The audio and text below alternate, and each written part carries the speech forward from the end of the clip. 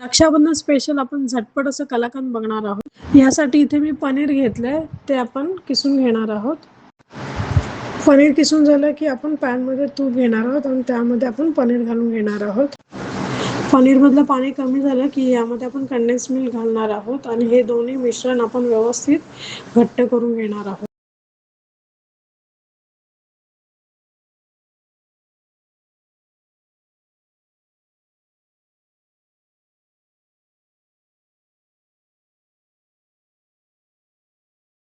व्यवस्थित आपलं पनीर आणि कंडेन्स मिल्क मिक्स झालेलं आहे.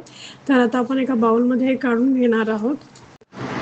यानंतर आपण ज्या भांड्यामध्ये आपल्याला कलाकंद सेट करायला ठेवायचं आहे त्या भांड्यामध्ये हे सगळं मिश्रण घालून घेणार आहोत व त्यावर रोज पेटल तसेच आपल्याला हवे असतील ते ड्रायफ्रूट घालून व्यवस्थित त्याला गार्निश करून घेणार आहोत.